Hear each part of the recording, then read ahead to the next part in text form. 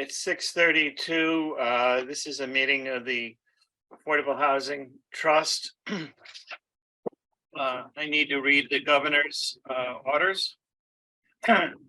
Pursuant to Governor Baker's March 12th, 2020 order suspending certain provisions of the open meeting law, the governor's modification July 16th, 2022 of revising order extending remote participation by all members in any meeting of a public body.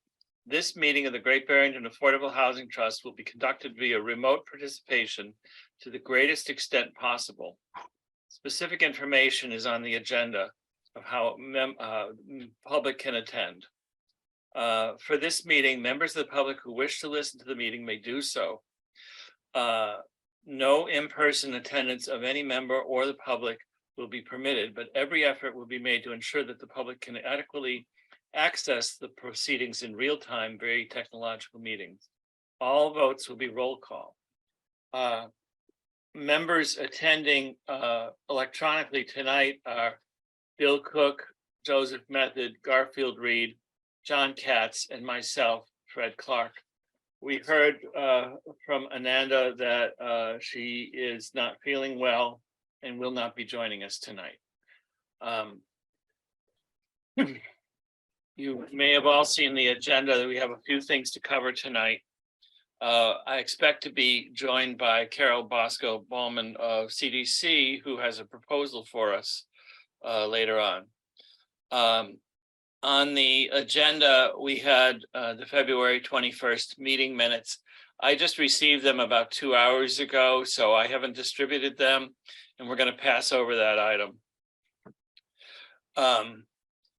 We have three things to talk about tonight. The North Plain Road is in the process of the special permit. It will be going back to the town on Monday, the 27th. We were mentioned also in the town manager's budget. We have, as I mentioned, the CDC's request, and our ADU workshop or subcommittee has a report. I see that there's a number of people here from the community. I can update the committee on the first phase of the special permit. As you know, we went from the planning board to who recommended our proposal, our Habitat's proposal that we're affiliated with, and went in front of the planning board with a 30-unit house development. The reaction was not favorable, and the special permit has been extended till Monday night. The select board in general listened very carefully to the neighbors and recommended to Habitat that we needed to return to the project that we had promised the neighborhood, which was basically 20 houses. We will be bringing that back to the planning board on Monday night with a 20 house development. If you don't mind, I can share my screen and I can show you. Well, we need to vote on that. Let me see. Is that the planning board? Fred, is that the planning board or the select board that's going back to? I thought the planning board was sort of. Give me a minute. I've got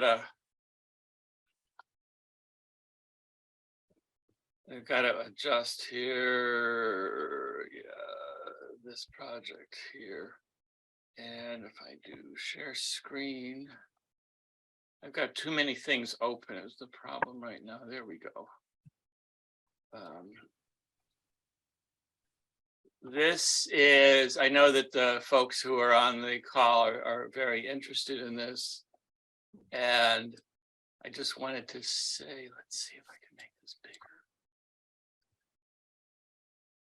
Can you all see that? I don't even know if anybody's hearing me. Yes, I can hear you. That's better. I'm not hearing anything. Oh, maybe my, oh. Yeah, I can hear you too. My speakers are off. Can you hear us now? I don't know what's going on here. Can somebody talk and say something? Yes. Okay, now I can hear you. Okay, good. Can you see the screen? Yes. Yes, Can you start with the original, Can I start with the original? the 30? It will take me a few minutes, but I can probably find it. Yeah, so I think we should, this is a deliberation, so we're deliberating whether to go back and revise back to 20. Yes. So I mean, you can start with 20, but we need to be comparing both of them. I will tell you that 30 is not going to fly, but That this is in my opinion, this is a deliberation. It's not a fiat, and probably it'll go one way, but it's a deliberation. I understand that, Joe, and I appreciate your perspective.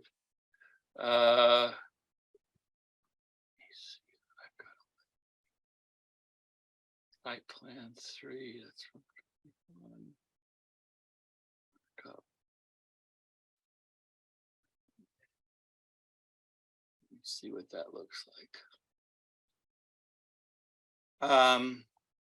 I have one. I don't know if it was the final or not, but it's for our purposes. I think it's sufficient. Let me see if I can show you that.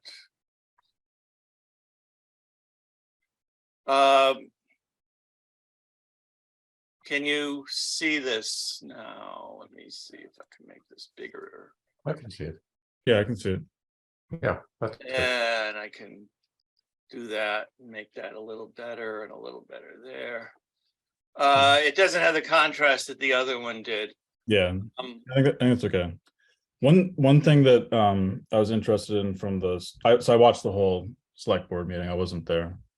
But one thing I was interested in is that, does this plan drop sidewalks? This plan that I'm showing you in front of you has sidewalks on it, but This this is not the final one that came through the planning board. This is Okay. one I could quickly find. The planning board recommended that we get rid of sidewalks, and the reason is that a low density neighborhood like this, most people will end up walking on the street, and sidewalks create an extra complication for cleaning them of snow and such like that. The other thing about the plan that's up on your screen right now is if you look at the north edge, which is the top of the screen, those houses are much farther away from the roadway. And the final plan had a more uniform setback. Also, if you look at the southwest, which is the lower left corner, and the south, which is the bottom, there's these funny little cul-de-sac driveways to fit in extra houses around the edges. Also, I'll point out to you, you may not be able to see the numbers, but on the southwest, 21 and 22, 23, 24, and 26, 27 are shared, are two houses that share a party wall. In other words, more like, they're not duplexes because they're individually owned as condos, and a duplex would be one owner, but they're individually owned with a shared wall. Those have now been deleted in the new proposal.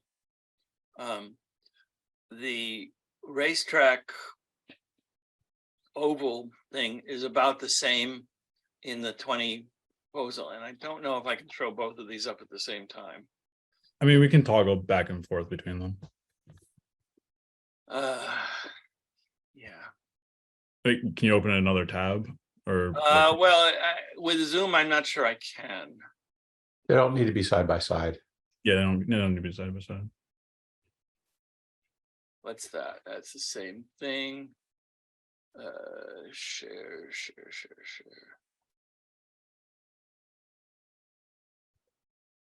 I think it is one of those other tabs. Yeah, is it the one that says North Plain Road layout? Well, yeah, it does, but Can you see that? Yeah, Yes. this is great. So this Yeah. this is 20, the other one's 30. Correct. Yes. So the difference is here, and I'll just lay them out, is it eliminates those duplex ones on the southwest and on the south. That alone takes away 6 units.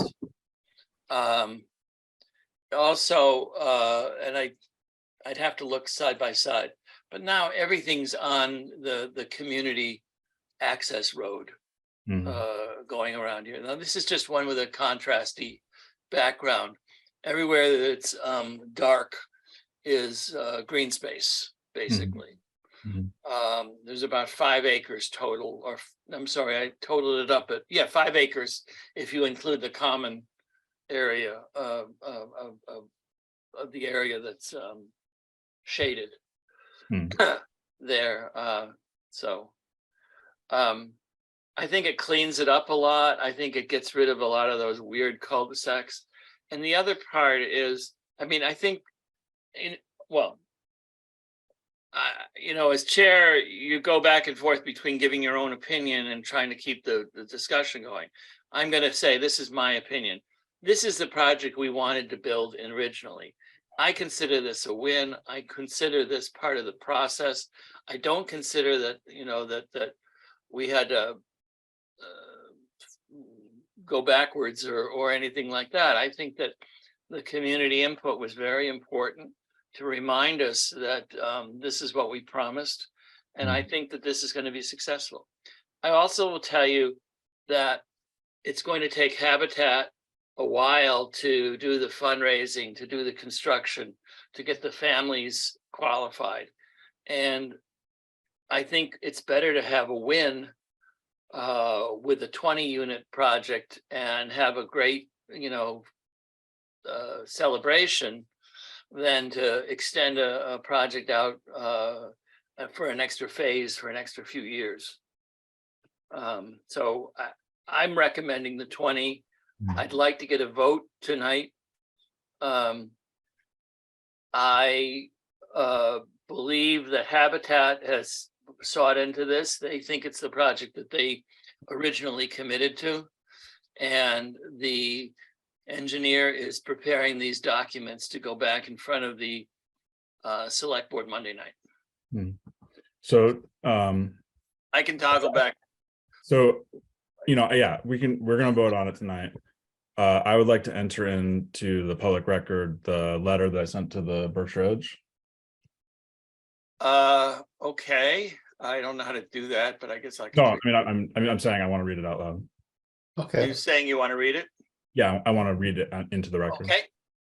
So I was they had an article that This is said, the 30, by the way. So Berkshire Edge had an article that said, select board residents clobber proposed Habitat for Humanity project.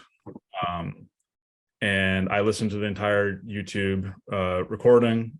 So, you know, I wasn't there, but I heard the same feedback from, you know, and the feedback is from the abutters, right? And then there was the responses from the select board. And I think the select board, the select board, you know, were mostly reacting to this idea of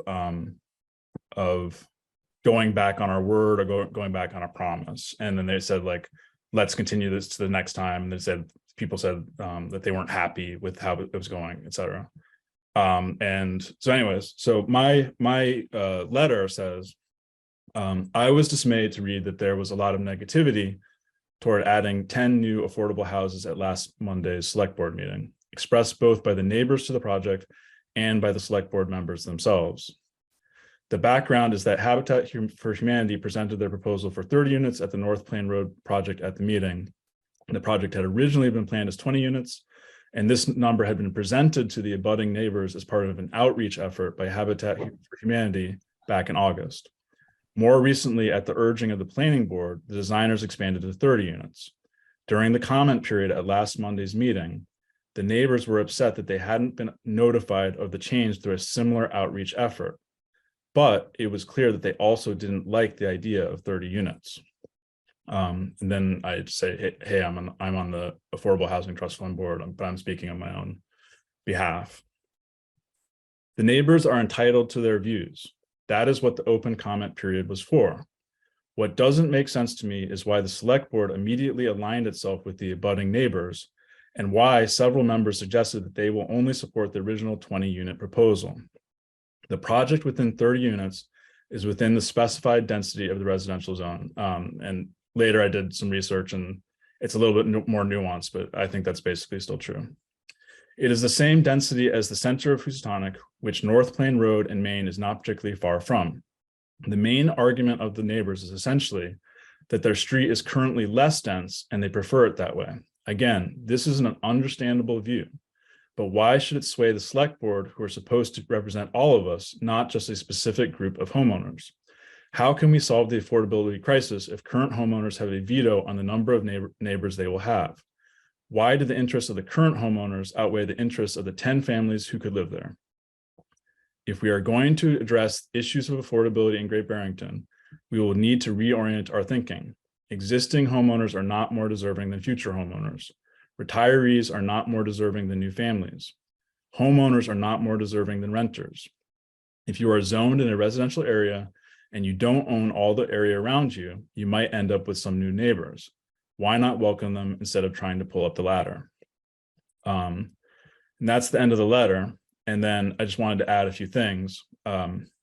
First, I want to make clear that I know that the select board members care about affordable housing and that they also care about serving their constituents. And that's where the tension comes in. I think the problem here is this idea of promising and making special arrangements with a particular group of homeowners and setting the expectation that if you make a change in the future, that this amounts to a betrayal or a breach of a promise. I think we started down the wrong road when we started talking about choosing homeowners over renters in order to make neighbors happy, which seems really inappropriate to me. And that's what I wanted to read into the record. So thank you for that. I think there's a slightly different, I mean, does anyone else on the board wish to comment? Well, I think that what he's talking about, I agree with. I mean, I do believe that the neighbors support this project. They've said so. They support affordable housing. I think that we're caught between the perspective of the density that exists on Linda Lane and Wyandotte and in that area, and the density that exists in downtown Housatonic, which is more, you know, the 19th century classic village density. And I think that I honestly think that if you can step back a little bit and look at it, that this is all part of a process. And I think that it's not a failure, as I said before. I think it's a win. I think it's actually really good to get all these different perspectives in there.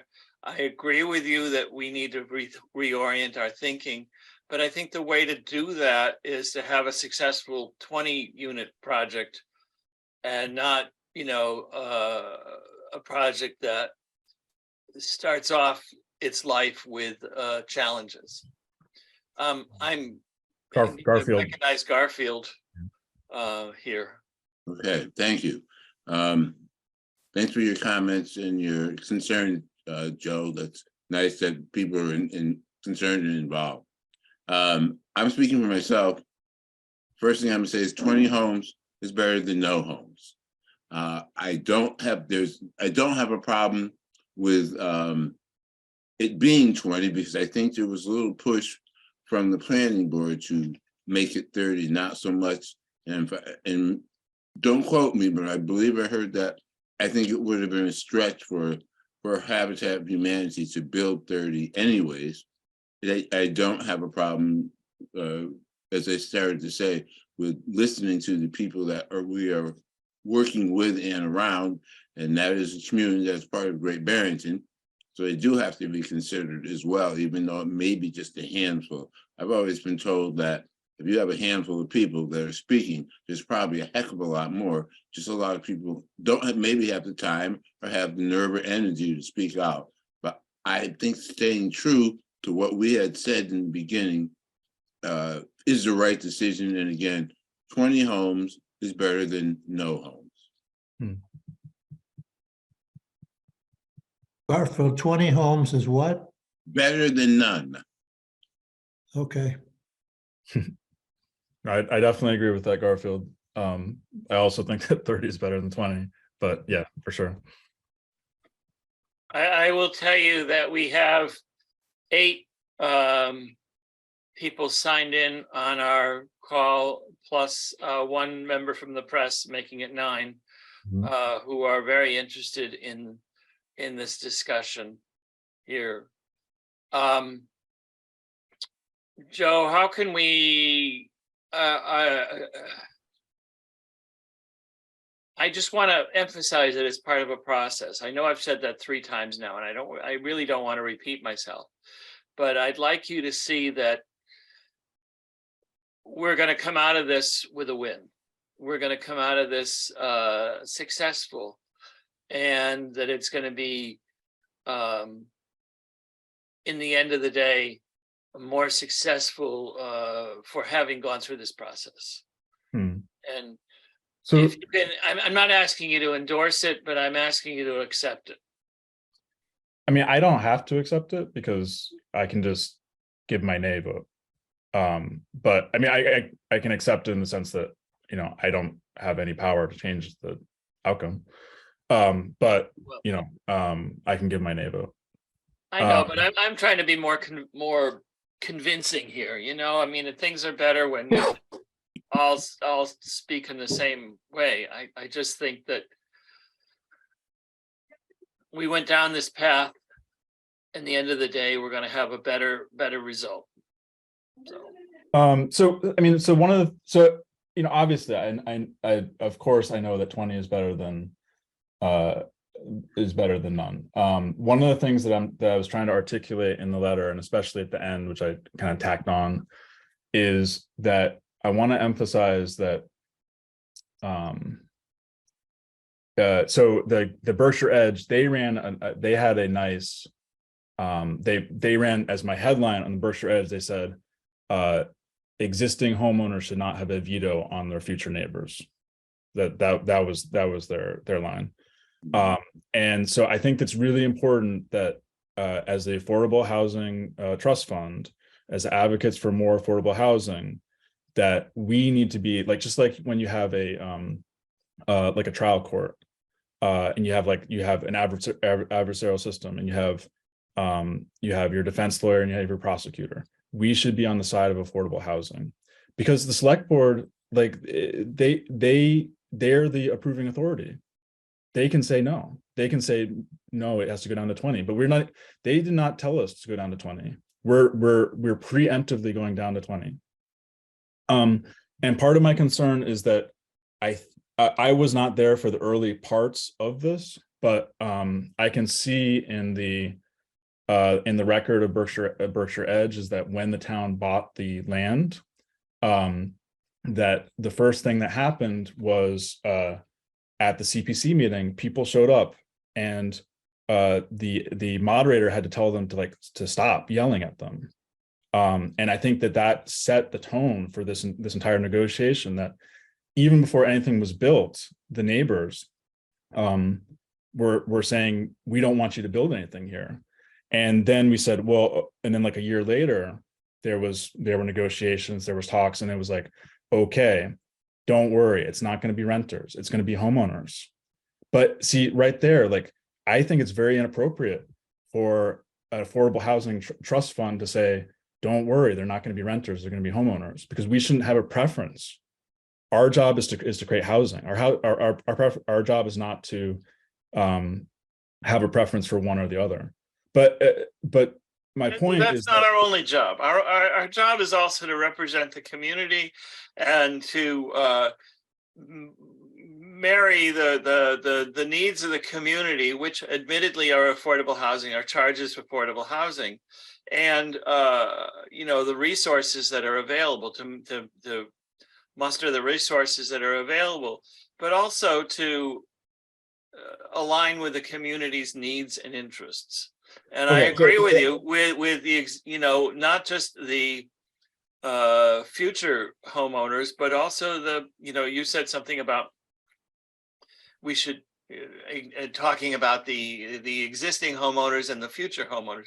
Sure, those are both of our communities that we need to constituents that we need to respect. I don't really want to go back and bring up things that happened 2-3 years ago. I think that, that point where there was some animosity, there was a lot of misunderstanding, and there was a lot of we didn't do a very good job of explaining things very well. And once we did, and once Habitat was involved in the project, the neighbors actually have supported it, and they have come forward and really, understand that this is going to happen as a development.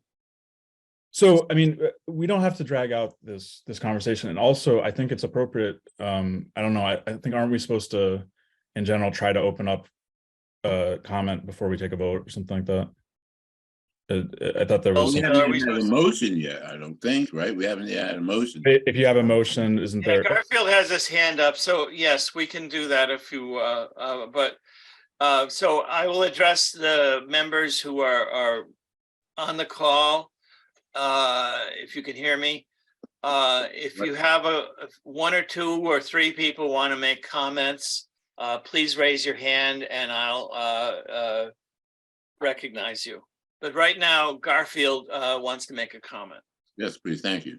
Thank you, Joe. I agree with you that we should not be discerning, but in this case, I think we did, because we do have a lot of rentals.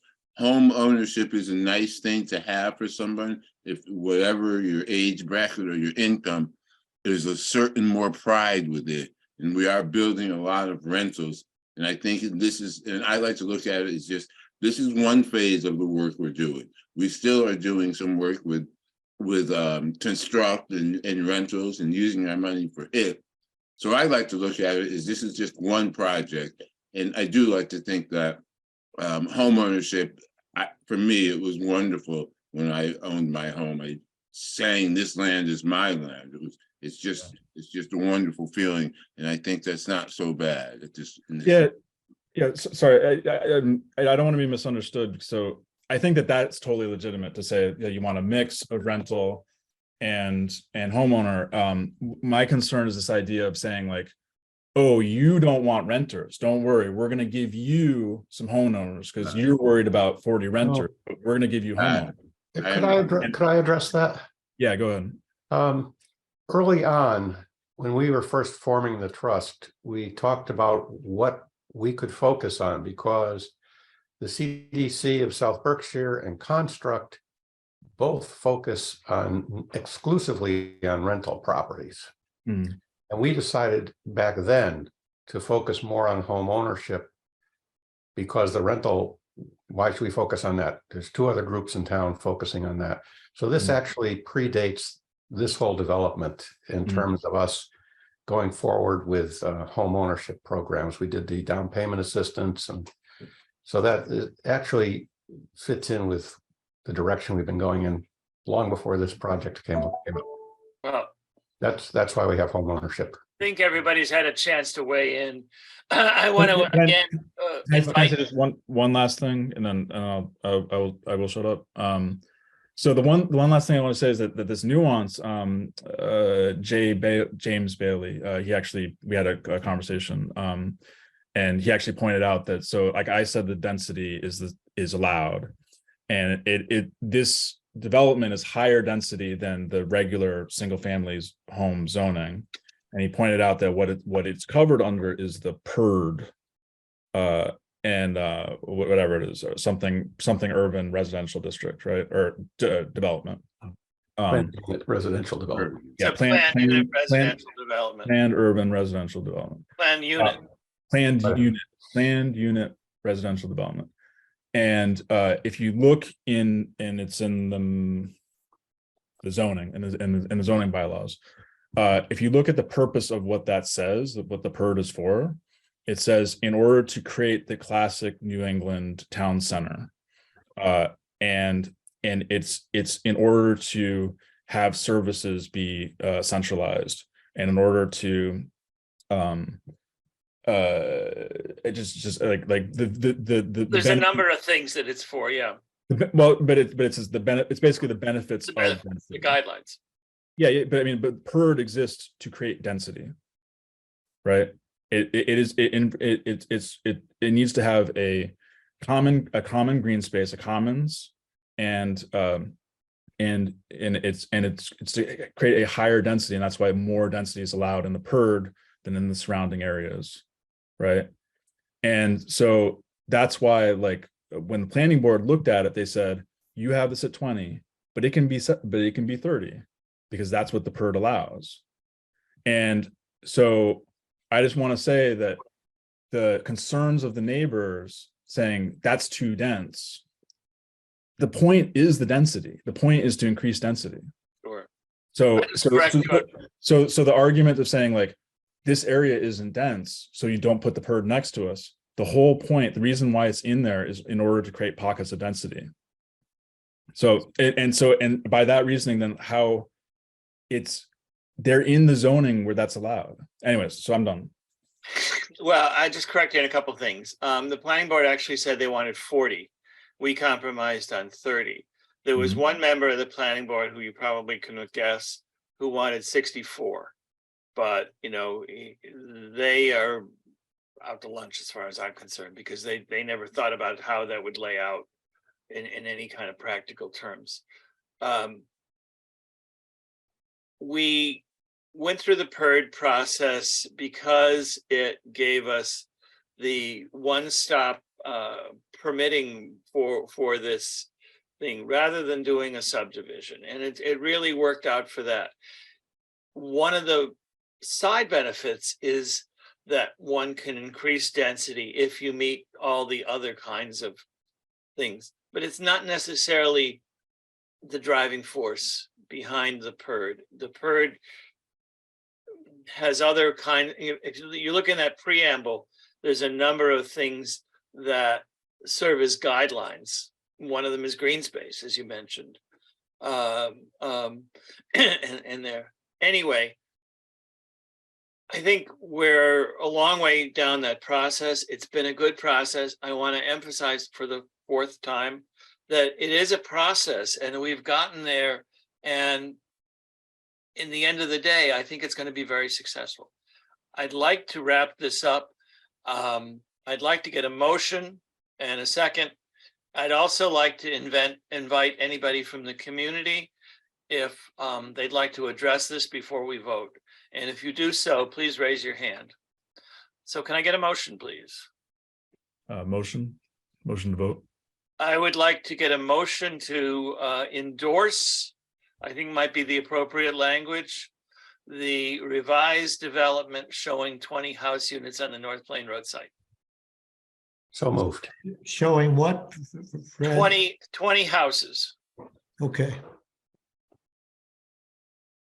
Bill says so motioned, I'll second it. And therefore, you know, since there's a motion on the table, we can have discussion. Again, I don't see any hands raised from anybody else here. Mr. Bailey, James Bailey, unmute yourself, sir, and you have no more than 3 minutes. All righty. Hey, thank you. First of all, I'd like to thank all you guys for what you do for our community. It's important that you do what you do. I just also want to just remind you guys that the people you help, the people who need the help, are the same people who moved into that neighborhood originally. They were the working class. They were the millwrights. They were the firemen, the policemen, the nurses. They were the people that needed the help. That was the property that they could afford. Many of them came from outside the area, or many of them were living in the area, you know, in downtown Housatonic or downtown Great Barrington or Pittsfield. That's their little piece of the world, of their own little world. And if you notice, most of those pieces of property, even though it's zoned, you know, quarter-acre lots in that, the people in that neighborhood bought what they could afford at the time to give themselves that little piece of the American dream. You know, I understand that everybody needs, you know, help. Everybody has to start somewhere. But this was a community based on the working class at one point in time. And I think that throughout whatever boards you serve on, you have to remember that if you're going to help somebody, you can't hurt others in the process. I mean, it's very, very important to remember that this is still a community. And rather than divide a community, do all you can to support it and unite it. You know, I spent 4 years of my life all over this world doing what I thought I could to help the people of this world. And you know what? After serving 4 years, the world is no better of a place. I chose to come back to Housatonic. And you know what? I'll be damned if I let Housatonic slip away. We all have the same hopes, goals, and dreams. Just respect each other. And if it means that, you know, you have to understand that these people that you're fighting against, and I'm going to call Mr. Method out because you seem adamant on the fact that there needs to be more density. Density doesn't create a community. And those people in that neighborhood, they deserve the same chance you're going to give everybody else. And projects like this, whether you think so or not, those people in that neighborhood, when the tax rate goes up 75 cents a thousand to support these projects, they're going to pay their taxes. But it's not going to be easy. So the people that you ultimately think you're helping, you're hurting the same class of people because they've already been here.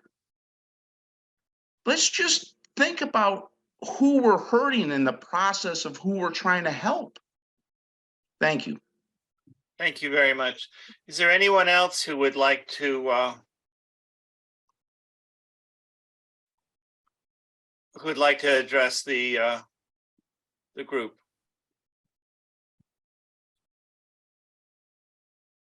Seeing none, and any other comments from the board? Hearing none. There is a motion on the table. The motion is to endorse the revised plan for 20 housing units on the North Plain Road site. It's a roll call vote. Bill Cook. Aye, yes. John Katz. Yes, I guess. Garfield. Yes. Joe Method. Nay. And Fred Clark, yes, the motion carries.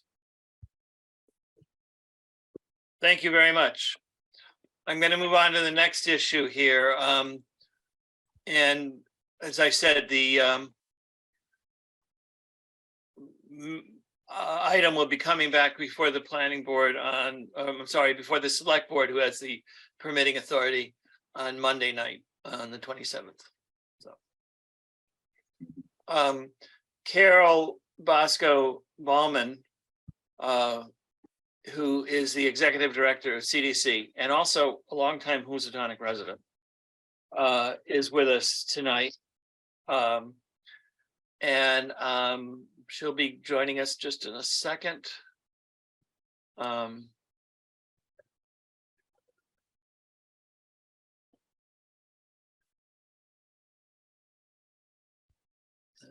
Carol, I promoted you to panelist.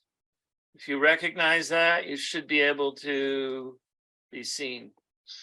So this has to do with the grant that we made, I believe, in January to CDC to purchase a downtown building known as the Marble Block.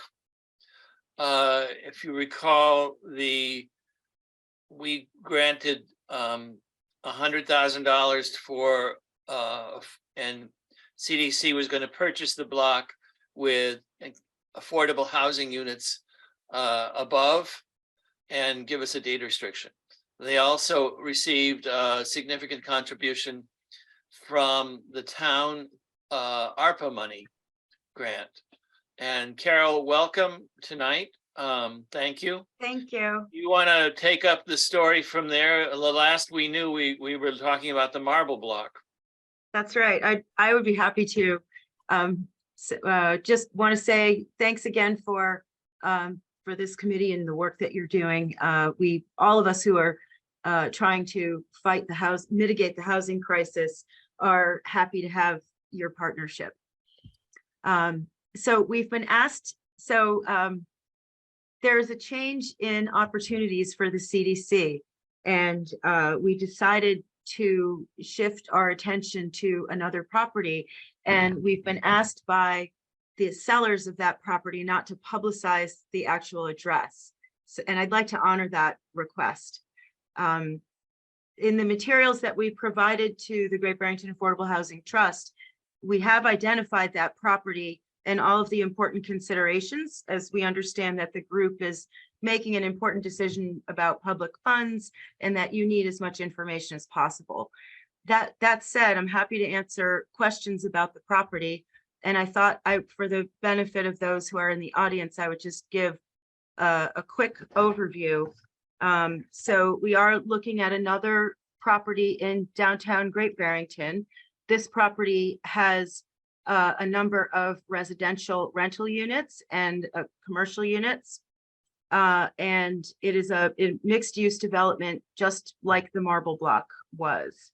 The acquisition of this is an important development for us because just like the Marble Block, it gives us the opportunity to preserve some of the naturally occurring affordable housing units or workforce housing units that are in our community and being occupied right now. So our goal is to maintain that affordability of those units, the residential units. And so what the trust's fund will do, just like with the Marble Block, is if you were to fund this opportunity, it would allow us the ability. What it would do is we would take one of those units and we would limit it to the 100% of area median income. So it's that right, at the higher level of the workforce housing range, which I understand is something that is important to this committee. So and then just to speak to the other funding that we are fortunate enough to benefit from, that would also limit some of the units at 65% of area median income. So we have that range of a couple of units at 65%, one unit at 100% of AMI, and then the remaining units at a fair market rate.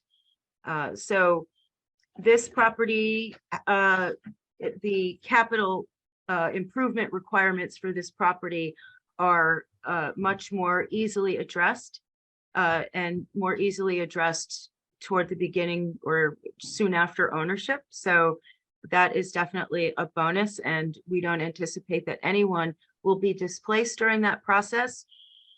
And let's see, what else can I tell you? I think I'll just stop there and see if there are any questions at this point. So this is Fred again. For whatever reason, the CDC decided not to go forward. I mean, in these real estate happens, you start off with a purchase and sale, but you have certain things that you have to go forward with, and they decided not to complete that. So I think in terms of but fortunately they found another building that was very similar, but in much better condition. I have sent you the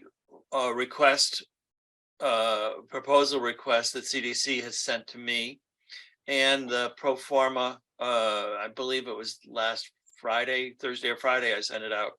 I hope you had a chance to look at that. I've looked at it, and I'm confident that this is a sound plan financially going forward.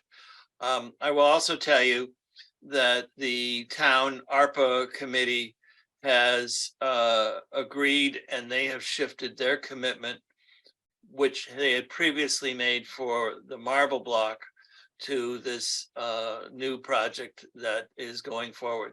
And in terms of the confidentiality, the open meeting law recognizes that certain items need to be looked at in confidence. Think about like if we are in executive session, say, which we're not, but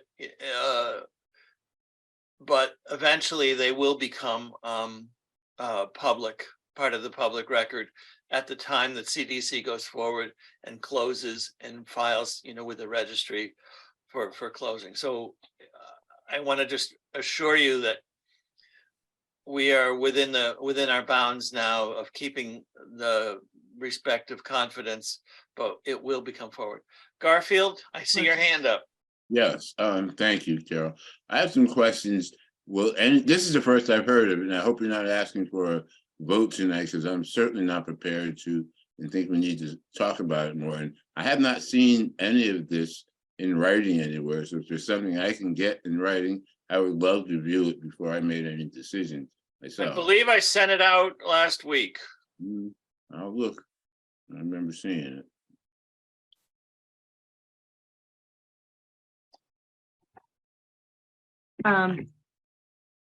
Yeah, so Garfield, I sent the materials to Fred. I think it was last Wednesday or Thursday, or thereabouts. Yeah, I got it. You see it, Bill? Yeah, I did. Yeah. Are there any questions I can start answering in the meantime, or would you like to take I have some a time few. with that, Garfield? Oh, sorry, Bill. Go ahead. I was just going to say, I have a few quick questions. The deed restriction, is that a permanent deed restriction on the affordability? I'm still talking about the ARPA fund deed restriction with the town, but I'd like to know what the committee would like that to be. I would, and I don't know if it has to be a deed restriction, but some sort of agreement that's registered with the deed. Okay. Yeah, I'm not sure about that being in perpetuity. I'm not sure, but in perpetuity under our ownership. Right. Right. Yeah, I mean that. Right. I With think a minimum, probably with a minimum number of years. Mhm.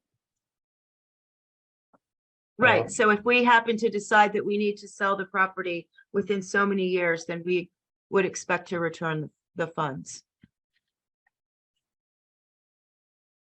Is there are there any thoughts on what that minimum of years would look like?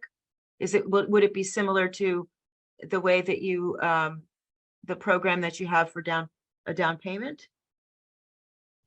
That doesn't have a burn off period. Oh, Well, it doesn't now. There are other towns that have a burn off period. Yeah. And we may end up revising ours to do that as well. okay, But at the moment, they don't. okay. How many units in total are there in the building? There are 6 residential units. And so 4 or 5 would be affordable? How many are affordable? There are 3. There are 3 that would be affordable. Okay, Or workforce housing. right. The Okay. lower end of the workforce housing, and then the middle, 2 at the lower, 1 at the middle end. Or middle. But the others are going to be owned by CDC and rented by CDC, so you're not going to be at the high end of the market. No, those will be a fair market rate. They'll be at the higher end of the workforce housing range. Okay. I'm thrilled that CDC is changing direction or exploring new ventures by going into these things and recognizing the need to preserve affordable housing in our community in the downtown area. So that's my comment. Yeah. Well, I wish I could share more about the property. It's really, all of the properties in downtown are special in their own way. And we're really excited about this one. And I also just wanted to say that we are to the question of home ownership. We do believe at the CDC that providing home ownership opportunities is something important that we would like to pursue. So I just wanted to say that for this, I wanted the committee to hear that is something that we are beginning to explore to find a way forward, because that's an important, home ownership is an important way for people to build generational wealth, and there are so many other reasons why it's good for the community. So I just wanted to say that. But are there other questions? And the CDC's been working on this for a long time. Yes, homeownership was something we talked about, certainly, probably 10 years ago, maybe longer. Yep.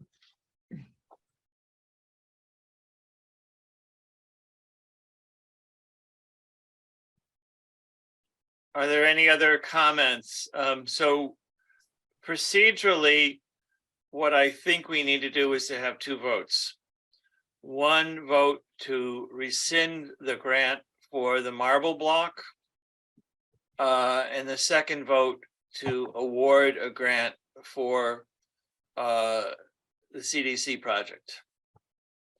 Are there any, well, why don't we get a motion on the table and then we can do that. So I'd like to entertain a motion to rescind the grant for the marble block.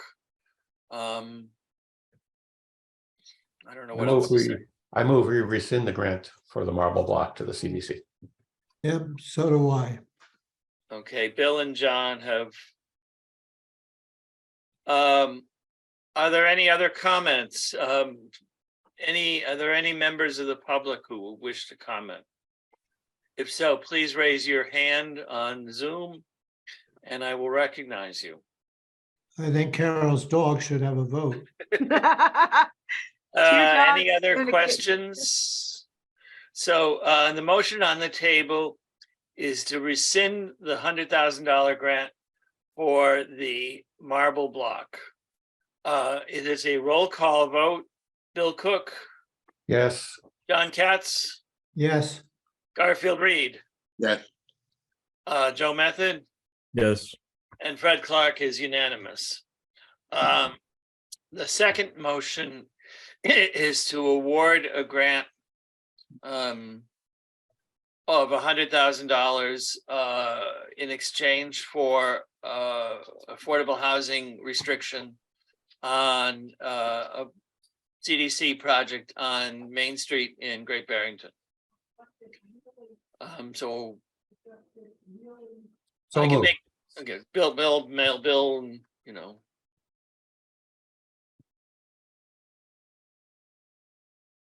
and I'll second it. Can we, all right, so can I just a tad of discussion? Yes. Yes. Maybe I'm a little cynical or whatever, but the unknown peoples or parties or whomever that we're not speaking of, do we have their solemn word that it's going to stay like this, like you're proposing, or will something maybe have this twisted and go sideways? Or we don't even know who it is. Is that correct?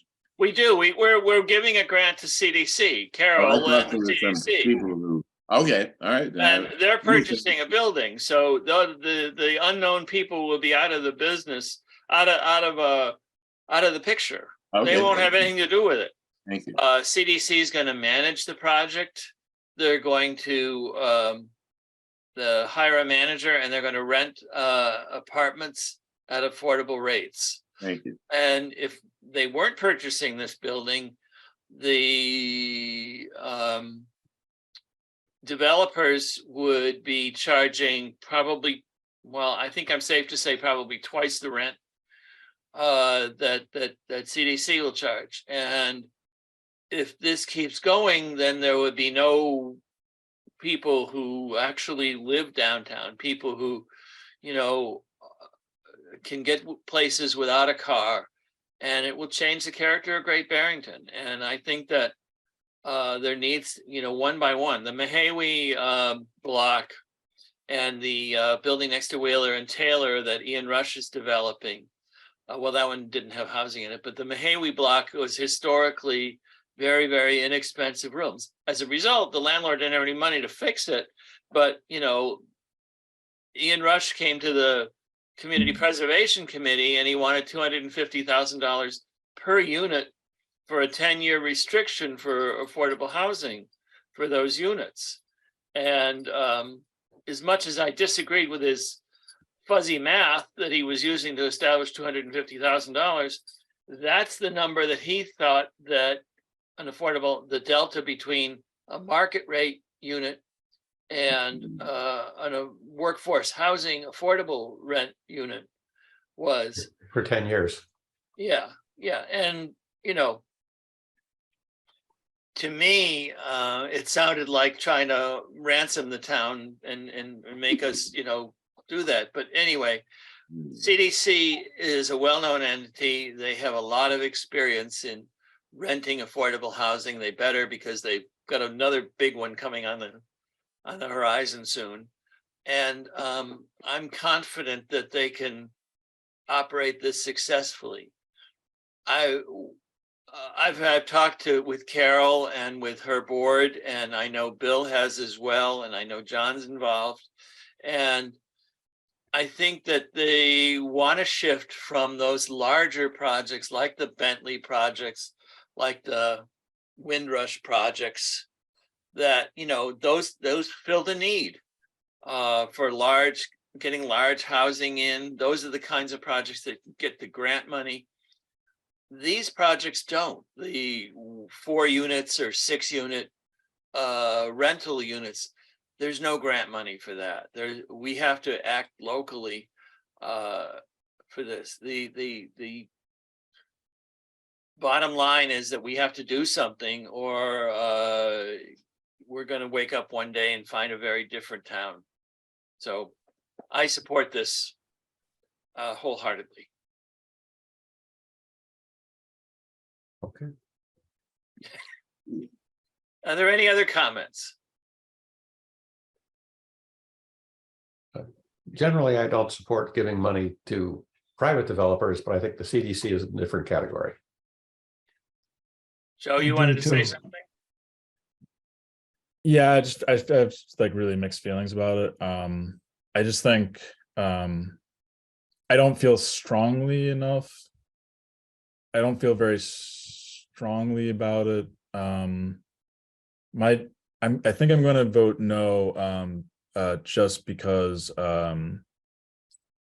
not additive, and I understand it's preserving, but there's part of me that thinks that it's better to build something new than it is to subsidize something that already exists. But I don't feel very strongly about it, and maybe I should abstain. I'm not sure. Can I speak to that a little bit, Joe? Yeah. So as was pointed out by Fred earlier, the apartments that are downtown that are in the range of the rents that I presented to the group in the pro forma, those rents will undoubtedly go up if another developer were to purchase this property. And so what we're talking about is preserving the homes for people who live and work in Great Barrington, who can't afford to rent or purchase one of the properties at, say, Powerhouse Square. So these are for the same reason that Richard Stanley keeps his rents low in another building on Main Street, he does that so that folks who live up, many of the folks who work in the restaurants downstairs live upstairs. And that's the way that it's been historically in the downtown of Great Barrington and in many downtowns. And so, I understand and appreciate your comment about additive, versus preserving, but it's about preserving an ethos in the downtown area and preserving a piece of history to a certain extent, because those are the kinds of people who always live there, artists, people who work downtown, creative types and others. So I just wanted to make those points. Thank you. Are there any other comments? Seeing no hands raised, I'm going to call the vote. The vote is to award $100,000 grant to the Community Development Corporation of South Berkshire for the purpose of purchasing downtown Main Street building with affordable housing restricted units. So Bill Cook. how do you- Yes. John Katz, Yes, Garfield Reed, Yes, Joe Method, Abstain. and Fred Clark votes yes. Thank you. Thank you, Carol. Thank you all. I really appreciate this. Thank you. Carol also, did talk about how they want to work on home ownership projects. And we look forward to working with her and her organization closely on some of those projects in the near future. I hope we can be partners with those.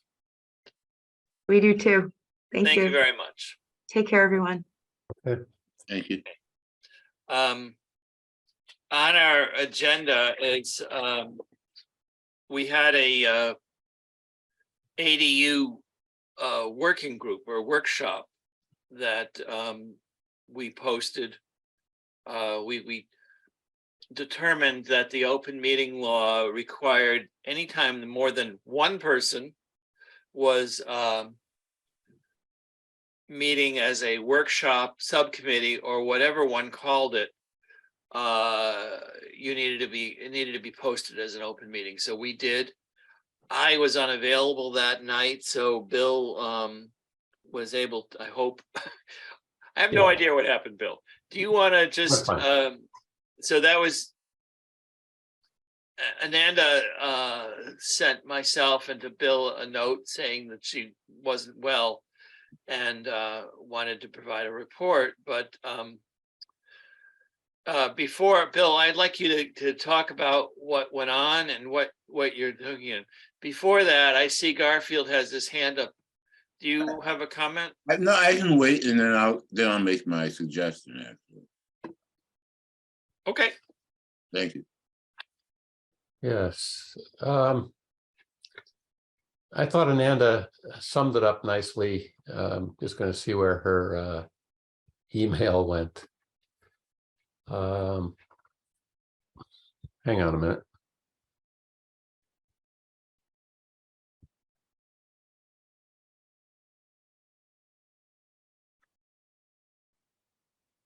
Well, you were able to meet and Oh, yes. Zoom worked out, all that stuff. Zoom worked out. All that was fine. I could just read Ananda's text here if you want.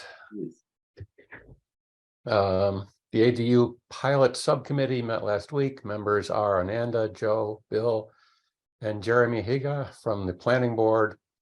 Amy Turnbull joined the meeting in a supporting capacity as a non-resident. We got some substantial work done shaping the project. We have at least one more meeting's worth of work before we'll have something to bring back to the full trust. Between now and our next meeting, we are revising and clarifying some language in key places and researching a couple of key questions. We are hoping to schedule the next meeting around Chris Rimbold's schedule to ensure his input and feedback on structural aspects, especially where town administration is required. I've reached out to Chris and will coordinate scheduling with the subcommittee for the next meeting, and that was from Ananda. And that's pretty much what happened. We had a template to work from, and all made comments. There was some things we had to figure out. We'll come back.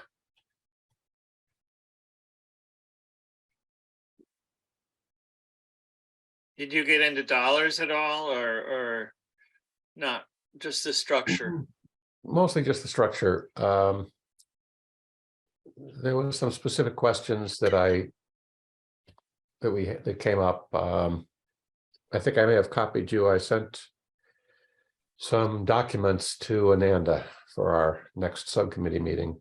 You did. I have not looked at them. Yeah, so there's a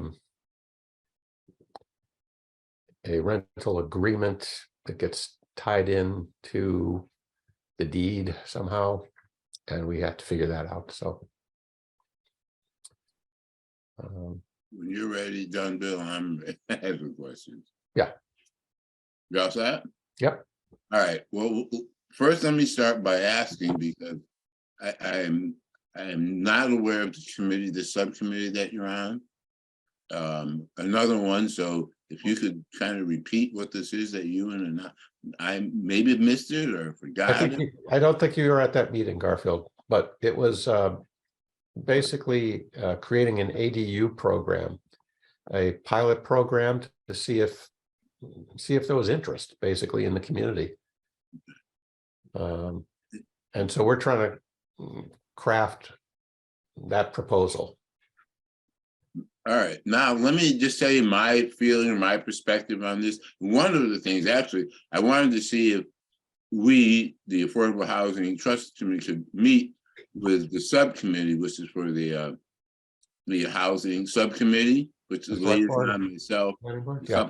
and now I hear we have another. So to me, maybe I'm not the sharpest knife in the drawer, but man, you have three people kind of like doing the same thing, doing it maybe a little different, and some of them are working on maybe different parts of this project. But can we define who's doing what, when, and where? And can we meet with these other committees, Fred, or at least one of them? Because for me, it would simplify things just for me anyway, because there's a lot of cooks here, it sounds like.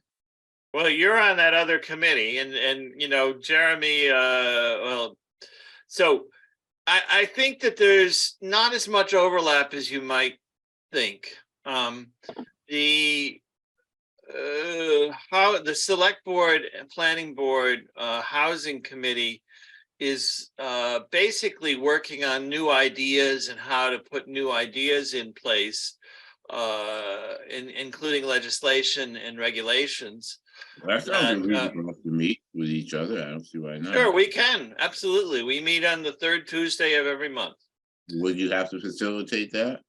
You being the chair? I don't know. I don't know either. But what I was trying to say, or what I'm going to say, is that I think that this ADU program is more, I think the planning board called it more implementation. So that they put together, call it an enabling law, if you will, or a regulation that allows people to build ADU units. But I think they've recognized that none or very few people have done that to date. And they wrote us a letter asking us if we could come up with a program to help facilitate the construction of ADU units in order to reduce the cost of land, will make the cost of housing per unit more affordable and to provide income for some people who have homes that are too large for them. And so I don't think it's an overlap. I think it's more of an implementation of some of the ideas that have come out of previous working committees. So, but I'm happy to meet. I told Lee that I would meet anytime. And I know that you're on that committee, and I've sat in a couple of times. Happy to do it, but we need to have a pretty good agenda too. I mean, I'd like it to be productive. Mhm. All right, I'm not quite sure. I hadn't thought out what it would be other than just thinking that maybe we should compare notes, if you will, in the same room at the same time, as Sure. opposed to looking at notes and then getting back to them a month later or whatever. Sure. I don't know. This is maybe just for me, but it would make it easier for me. Maybe I have too much going on in my life and whatnot. Well, and it's Everything finance now. season. Hey, it's budget season, you're out every night. Yeah. Okay, well, it sounds like the ADU program is going to go forward and go to the next step and do some more work, and we look forward to seeing that come about. I think that there's a lot of energy and a lot of good resources that people are pulling in. Is anyone? I have just one more thing. I guess I'm really not sold on the ADU, and maybe it's something that I read a while back, how people really don't stay in these homes and they kind of get out of them within 4 or 5 years. So they just tend to be too small and you can't really breathe, if you will. And as of now, I don't think there's been anyone who seems to care to want to take some of their property and build an ADU on it for other folks. Well, there's two different things. One is an ADU, which could be like a converted garage or space over a garage, or take part of your house or whatnot. And the second one is a tiny house. And so I tend to agree with you, but that's a personal opinion. Right. And maybe I'm just an old guy. I don't know. So. Me too. Yeah, we just want to see if we want to see if there's any. I'm sorry, Joe. We just want to see if there's any response. So just the way we're treating is like we basically don't talk about tiny houses because tiny houses, they just fit into the ADU the way that the zoning's written. So so we're just saying, like, if someone wants to do a tiny house, then they could try to do it, but we're just talking about ADUs. Yeah, the tiny house is just one way to do an ADU. There's many ways. Are there any other discussion about such things? Okay, I wanted to tell this group that I spent last Thursday in Lenox meeting with all the other affordable housing trusts in Berkshire County. That would be Williamstown and Lenox are the two longest serving. Stockbridge and Pittsfield have recently created affordable housing trusts, and they're very well. Pittsfield has its own challenges. Stockbridge is very interested in moving forward because the statistic that they gave was that 63% of Stockbridge homes are owned by second homeowners, non-residents. So we were able to share lots of different ideas. Lenox continues to have some real push forward on some of the projects that they're able to do. The interesting thing is that both Lenox and now Stockbridge, Stockbridge has a proposal to do inclusive zoning. Inclusive means, affordable housing as a requirement when you're a developer. Inclusionary zoning, it's called. Our planning board in Great Barrington has had a lot of resistance to that. They feel that we should only do it as an incentive. In other words, if somebody can build 20,000 square foot on a lot, if they provide affordable housing, 2 affordable housing units, they're allowed to have more density. So as an incentive for a reward, if you will, for providing affordable housing.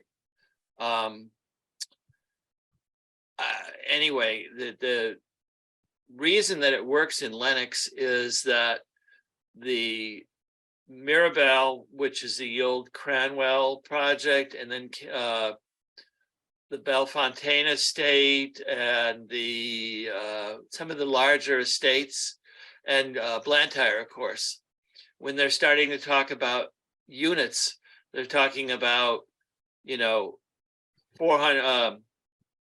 They were talking about mega prices that they're getting for these units, and so affordable housing becomes a minor cost for those kinds of numbers. Anyway, and that is about all I have for you tonight. Does anyone else have anything they would like to comment on? Nope. I thought of one more thing.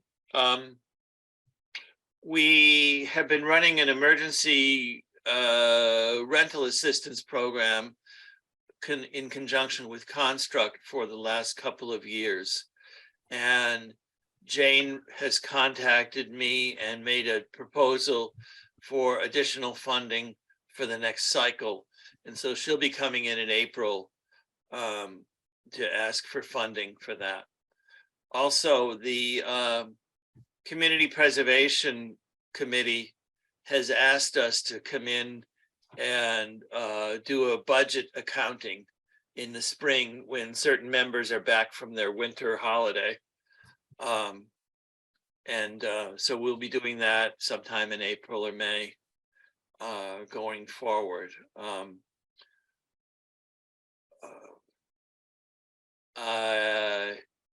We still have a couple of other projects that we're working on that may not come about till the summer, but really there's not much progress to report, and those are kind of on the back burner right now. And that's about all I have right now. I'd like to, I got some ideas out of the talking to the other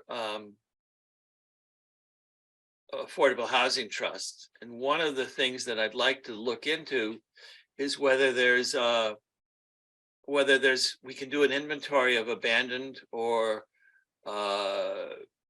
below building code violation houses in town, and anything that we possibly could acquire. The house on Meadow Street in Housatonic that is the home of several feral cats comes to mind. I don't know anything about the ownership of that house, but I'm going to look into see if there's anything like that I think that we need to be looking for our next small projects in different parts of town. Okay. Having nothing else on the agenda, is there any more members who would like to speak, make any comments? I just have a quick question. Sure. Are we prevented from fundraising? No. Okay, because I mean I like that idea about the abandoned houses, and I just imagine that, like, if you did like a Kickstarter, not actually Kickstarter, but if you did like a crowdfunding to say, like, would you like the abandoned house next to you to be purchased, that people would kick in. Anyway, I don't know.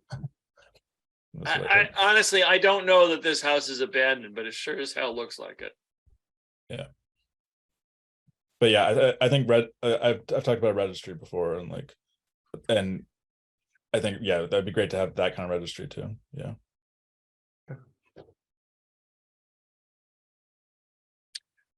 Is there any members of the public citizen speak time?